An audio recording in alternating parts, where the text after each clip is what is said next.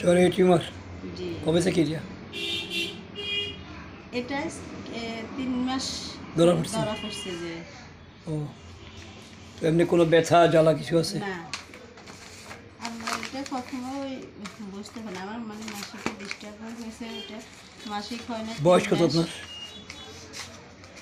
38-40 আচ্ছা।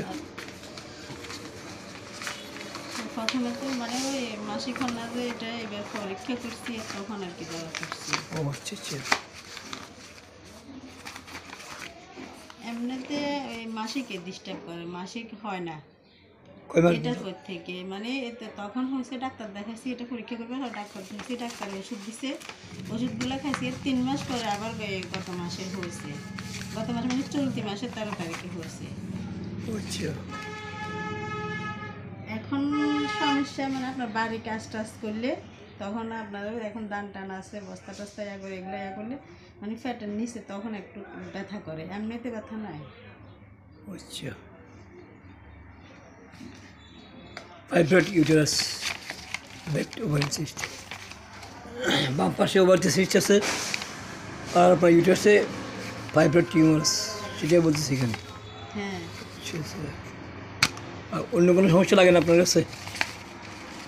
অন্য কোনো সমস্যা এমনি আগে তো এরকম লাগে না এখন শুধু দুর্বল লাগে মানে কিছুদিন পর পরে দুর্বল কোনো কাজ করলে মানে হয়রান লাগে। লাগে আর নিঃশ্বাস মানে নিঃশ্বাস ফেলাতে কষ্ট তখন মানে এটা আমি মনে করি যে গ্যাস্ট্রিক বেড়ে গেছে গ্যাস্ট্রিকের ওষুধ খাই আর না হলে সে প্রেশার কমে গেছে স্যালাইন খাই। আচ্ছা।